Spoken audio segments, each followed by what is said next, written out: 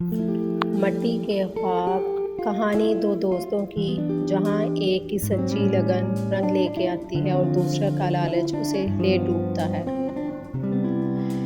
اس کہانی کے دو کردار ہیں۔ عادل ایک محنتی اور سیدھا سادہ لڑکا، علی اس کے بچپن کا دوست ہے، سمجھدار مگر تھوڑا سا اس کے اندر لالچ پایا جاتا ہے۔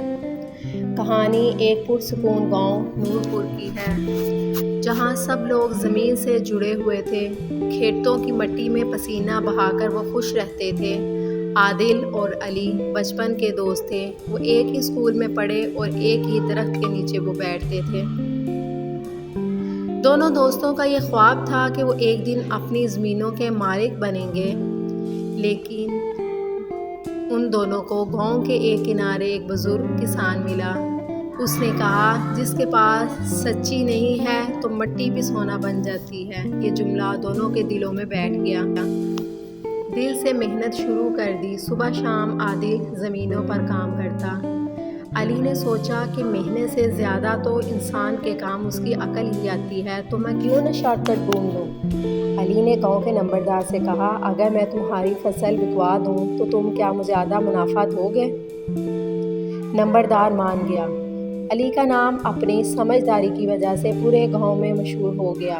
عادل اب بھی مٹی میں پسینہ بہا رہا تھا، لیکن لوگ کہنے لگے کہ علی تو بہت ہی عقل مند ہے اور عادل صرف ایک مزدور۔ لیکن خدا کا کرنا ایسا ہوا کہ اس گاؤں میں بارش نہیں ہوئی، فصلیں سوکھنے لگیں۔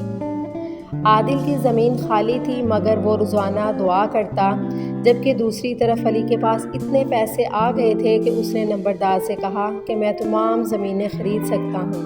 نمبردار نے کہا، تمہارے پاس پیسہ ہے لیکن زمین تم پر بھروسہ نہیں کرے گی۔